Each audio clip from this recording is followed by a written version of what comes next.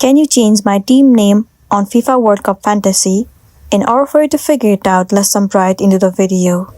So the very first thing you want to do is head over to Safari and move into the official website of FIFA, play.fifa.com. Once you're in this page, head over to My Team. Make sure you are logged into your specific account. Once logged in, your team formation will be shown to you. Well, if you want to change the name, then all you gotta do is click on Leaderboard at the top of the screen. Once you're in this page, you will be able to see your display name or your team name. Right here you can see my team name.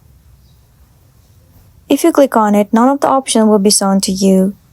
And also there is no any feature or the option in order for you to change the team name, which means that it is really not possible to change the team name after you have set it once.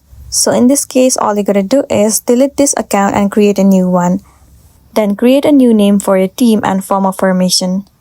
So that's the end of the video. If this video helped you, give it a like and check out our next tutorial. Thank you.